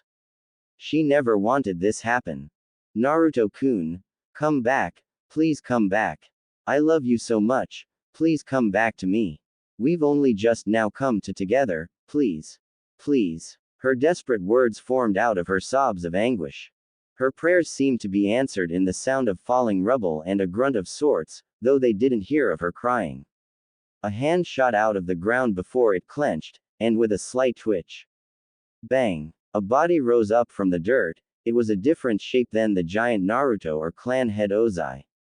But when the golden hair showed, it was a dead giveaway. When the man fully rose up from the ground, he bent his neck and rolled it a few times, popping the creaks and such out. He then dusted off his shoulder and clothes before shooting his hand once more into the dirt and pulled out Chaosider. Only it now being smaller like the man was. When Naruto looked himself over, he frowned and shook his head. Man didn't expect the seal to go off like that during the clash. Those energies must have disrupted the seal. Guess I'm like this, huh? Oh well. That's when Naruto's ears perked up when he heard the sounds of crying. When he heard the voice of the one crying, though, he froze. Kushina-chan. Looking around the area, he searched frantically until his eyes landed upon the three forms of Akemi, Makoto with Kushina surrounded in their arms, crying into her knees. Using his speed, he quickly approached them, needing to help quell Kushina and see if she was okay. Why, Naru-kun, why did you die? Her words made him frown, and coming up from behind them, he let his shadow slowly come over all of them. Slowly, ever so slowly, he crouched down, idly noting his height was back to a normal 6 feet 5. Looking up at Kushina, Akemi and Makoto, he sighed before speaking. Now Kushi-hime, why would think I'm dead? His words seemed to struck a chord when all three of them froze on the spot. Slowly but assuredly they all turned their heads into his direction, their eyes all widened more so Kushina's, her violet eyes gleamed and glistened from her fallen tears. Fear and terror slowly dissipating and replaced with hope and happiness. Reaching out with her quavering voice alone, Kushina spoke in all but a whisper, but was so filled with hope that if told wrong would break her spirit altogether. In Naru-kun. Is it you? The said blonde just smiled warmly. Single quote, comma dot. Of course it is Haim. Did you really think that could kill me? Seriously now, he said, but all he got was a red missile slamming into him, knocking him to the ground. A wet pair of lips smashing into his own. He could see it was Kushina's lip. Her eyes were closed as tears fell from her face. Her arms were wrapped around his neck and grasping his shoulders so tight that he could tell she didn't want to let go anytime soon. But soon his instincts followed, and soon him and Kushina were engaged in a hot, passionate kiss filled with as much love they had for each other. His arms circled her body and lifted her up before circling her legs around his waist. He kept their kiss in pace while doing so, while slowly stroking her red hair. Their tongues lashed out at each other, tasting each other before going back at it. Slowly but assuredly, Kushina started to slightly moan in the kiss where he started to stroke her back. Reluctantly they broke apart before Kushina leaned against his muscled chest and sighed happily, her face flushed from their first true kiss. Her eyes were filled with love for the man she was embraced with. Soon enough, though, she was asleep against his chest, snoring lightly. Seeing this, Naruto chuckled quietly before looking back at the girls. only to see to his secret amusement both of them passed out, with nosebleeds with cherry red faces. Hey, and they call men perverts. Ha ha ha. Seeing the predicament though, he slowly ever so slowly made 3 smokeless cage bushins having to pick up Akemi and Makoto while he substituted with the last without smoke as to not wake his sleeping Harem. After doing so, he looked at his 3 clones and spoke. Okay, you 3, you know where to go. I'll meet you at the village in Nami no Kuni. Get them in their beds, they'll need to sleep for what is to come tomorrow, he said with his eyes on all 3 of them. The cage bushins nodded before 2 of the 3 jumped away, leaving the one carrying Kushina its creator. And you boss? Naruto just gave him a stare before speaking. I'm gonna do what I said I would, and that is the complete annihilation of the Uchiha clan, the clone nodded knowing the underlined message. Seeing this, Naruto nodded before walking up to Kushina. Seeing her sleeping peaceful face, he let out a small sigh before leaning down and kissing her on the cheek. Don't worry Kushi-hime, yours, and my dream, will become a reality, and I'll fight through the 9 circle of hell and back 100x before I fail that promise. With that he looked back at the clone. Go. Seeing this, the clone disappeared in a burst of speed. Knowing it was gone, Naruto strapped Chayasiter to his back, channeling chakra to make it stick. He soon jumped out of the crater and landed right on the very end of where the main gate of the Uchiha clan used to be. Seeing the crater was still within the Uchiha area made him sigh in relief. Good, then I can do this all in one go, and before taking a deep breath he stretched out his hands before he narrowed his eyes. He suddenly gripped the air, making it look like he was holding onto a wall of plastic. Now, let the history and all clues of this wretched clan be gone. So with a mighty heave he pulled both his arms downward, knowing what he was doing was nothing compared to other things he has done. He slowly but assuredly smiled when he felt the ground shake and tremble before it suddenly started to shift. He watched impassively as the whole Uchiha district, compound and surrounding forest all suddenly rose up into the air.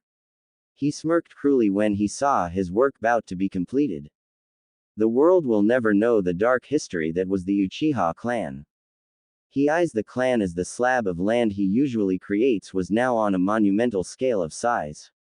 It was high in the sky before it slowly started to lean to the left and slowly fall. He grinned as he watched it go down before he swiftly turned around and chuckled.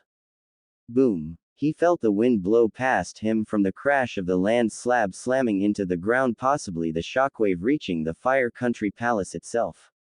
Through it all he just smirked before raised his index finger at the Uchiha main gate. Almost forgot about you, he said before pointing his finger down, making the gates shift as well before they too suffered the same fate of being crushed by the earth itself. Seeing his job done, Naruto sighed before grinning. Well, time to go, and finally be free of the chains that bind us to this land. With that, Naruto's form disappeared, leaving nothing behind. No blood, no dead bodies of countless Uchiha, no shredded buildings or the crater the size of Kyuubi. Only a slab of earth looking normal as ever, which could possibly be the new land for some rich merchant or farmer. If only those people knew what lay underneath. 2 hours later, Nami no Kuni village. Upon arriving in the small village in Mai no Kuni, Naruto had come upon a hotel where he knew his clones took the girls into.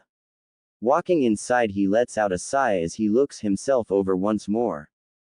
It would seem his body went down with a major overhaul from the giant size of 25 feet tall to his normal height of 6 feet 5, with that still unusual height for most people. His giant muscles were now compacted and lean, as his body was now more of a body built for great power and speed.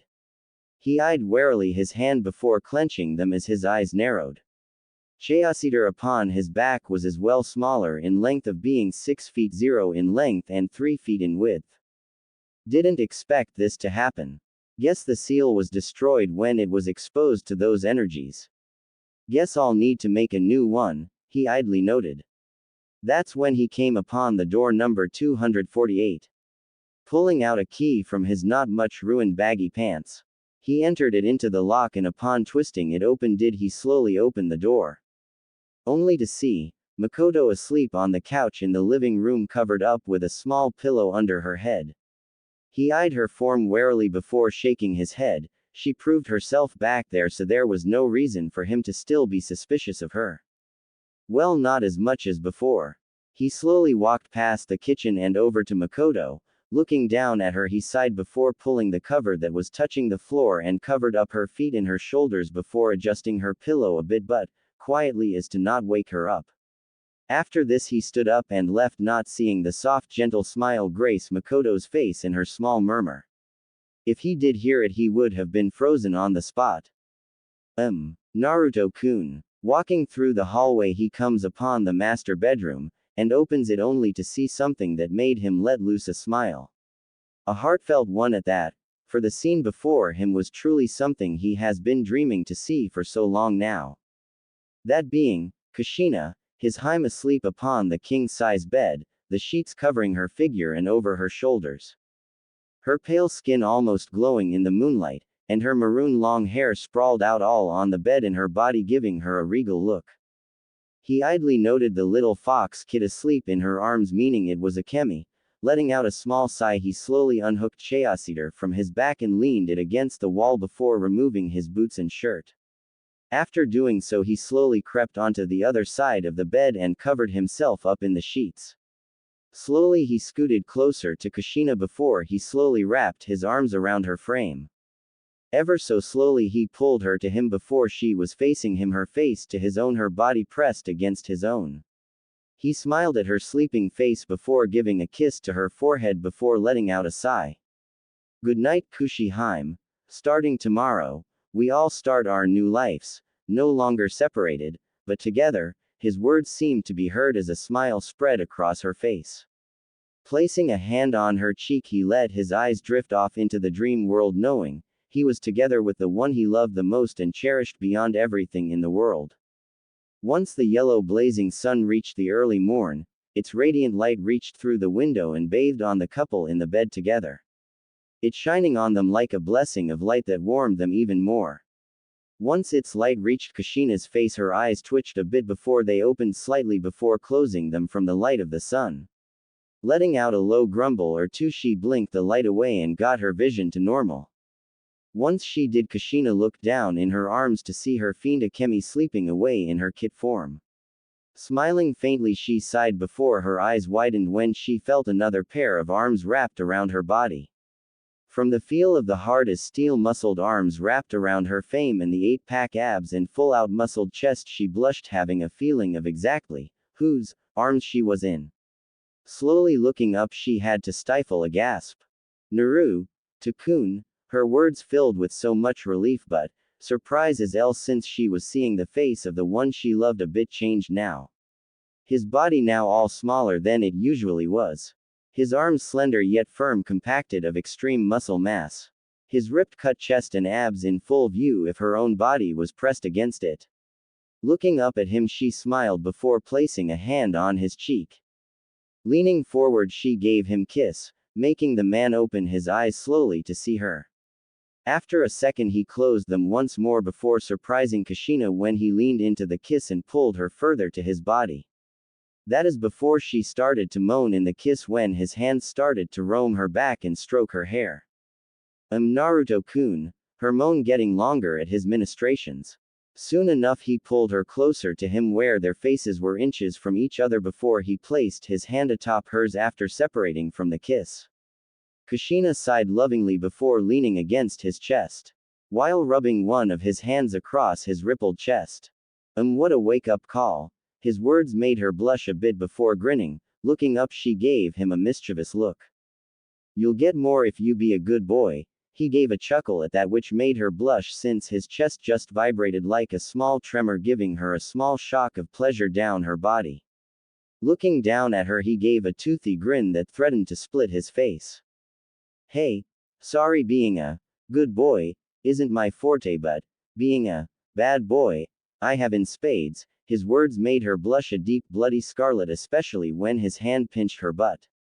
Her face grew even redder before she gave an absolutely adorable squeak.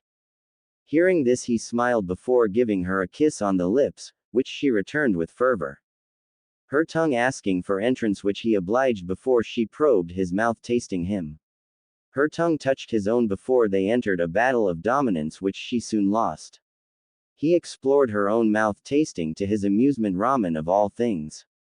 After separating for air, Kushina let out another sigh as her flushed face shone in the light of the sun, giving her an almost divine look. Her violet eyes glowed with love and fulfillment of being with him and him alone. Giving her a smile, he spoke, Kushi-hime, you know as much as I practically love being with you in bed and would want to all day. We all need to get up, it's time we all left. This earned her attention immediately. Leave? Where will we be going, Naruto-kun? Said man just gave her a smile.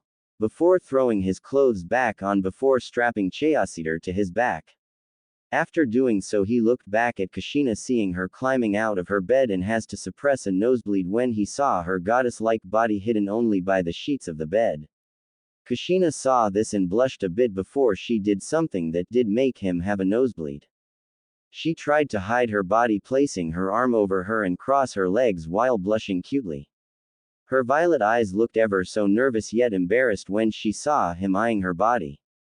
He quickly wiped the nosebleed away and walked out, hiding his growing blush. While the image of what she just did was burned within his mind and would never leave it. Ever. When she was sure he left, her face lit up like a Christmas tree before she placed her hands on her cheeks and actually let out a small squeal. Damn Kushi-chan, you are quite the unintentional flirt, aren't you? The teasing voice surprised her, making her look at the bed to see the vulpine grin of Akemi back in her human form, wearing the same of what she wore yesterday. Kushina just sputtered out a response as Akemi just let out a chuckle. With Naruto, we could find him walking out the hallway and into the living room to wake Makoto, only to see her, to his slight surprise, already up and ready. She wore the same as yesterday, but now her eyes showed how eager she was to be getting away from the accursed land for which she has lived in.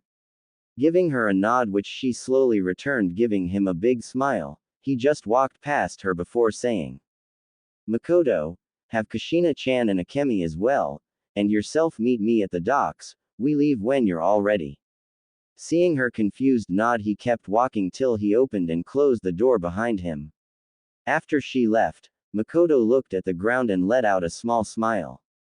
She remembered even if he didn't know of what he did last night, and honestly was shocked at what he done. She thought he hated her, but after making sure she was okay and warm, she couldn't be happier of the choice she made of coming with Kushina. 1 hour later, docks. So any idea what Naruto's planning here at the docks? Akemi asked as she rested up Kushina's head in her fox form. She got a negative from both women. They had already left the hotel after hearing Naruto paid for the night and all. So once they left, they headed out to the docks, all wondering of what he was doing, but Kushina already had a suspicion but needed to see it to make sure.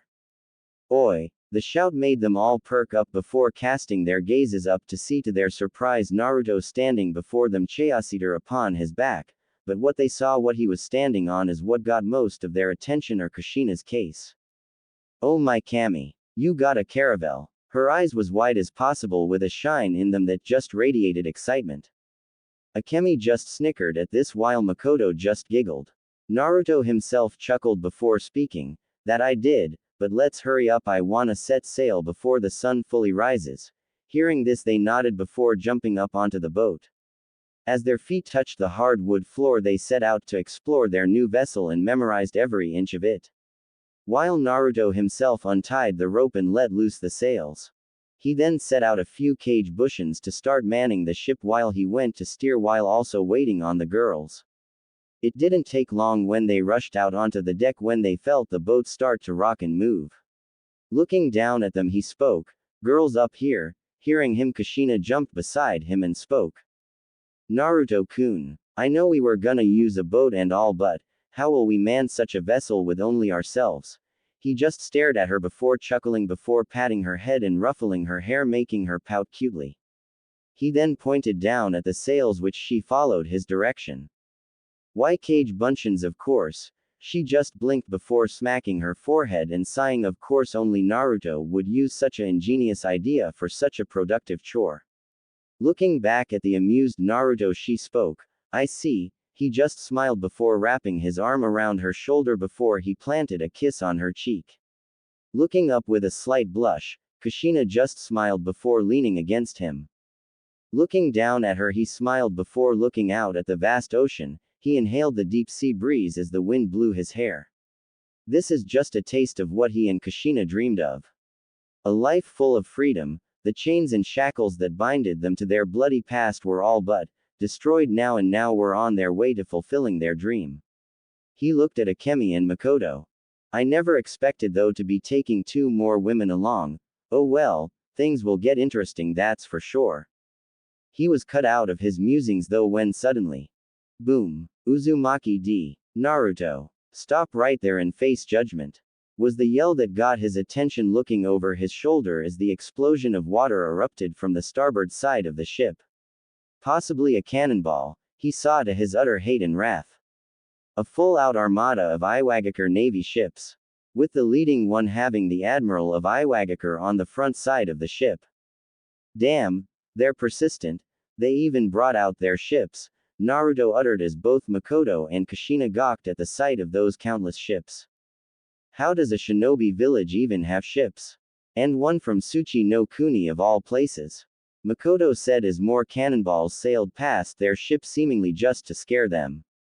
Naruto himself just twitched every so often.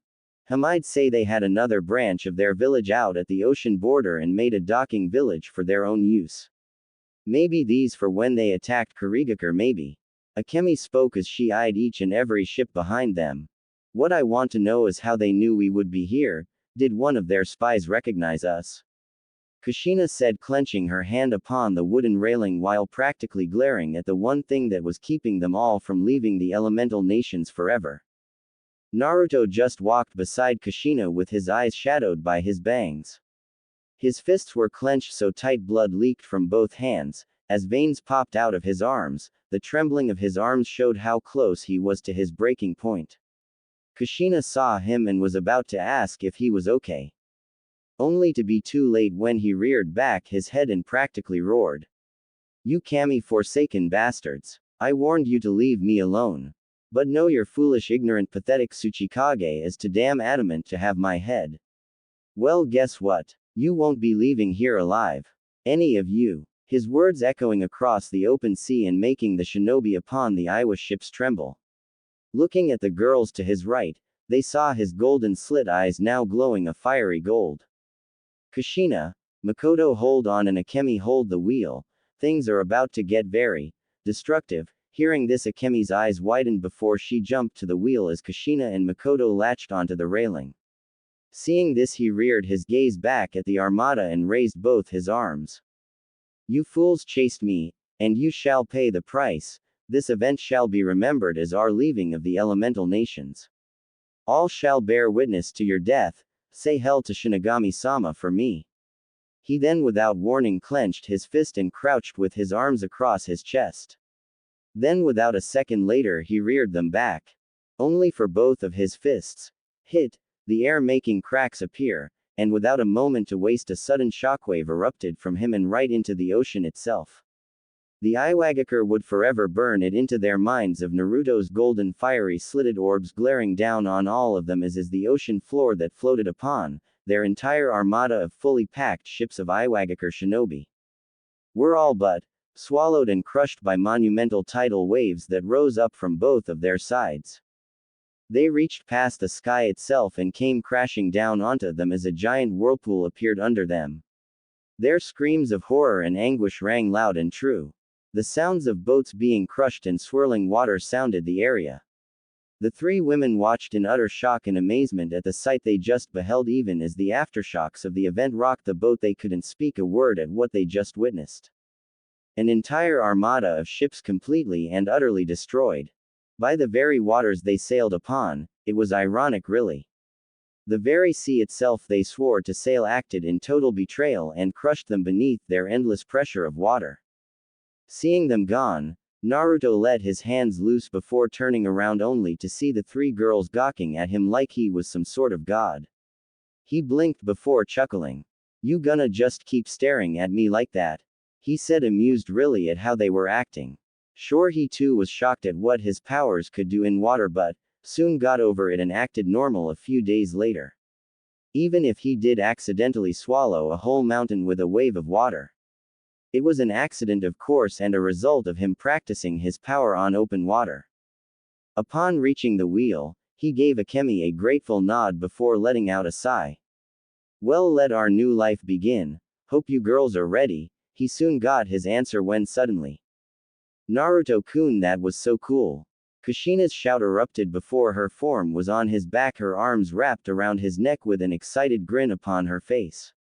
Makoto just gave a grin herself after witnessing what she just saw. She was totally assured now going with Naruto was the best possible choice she ever made.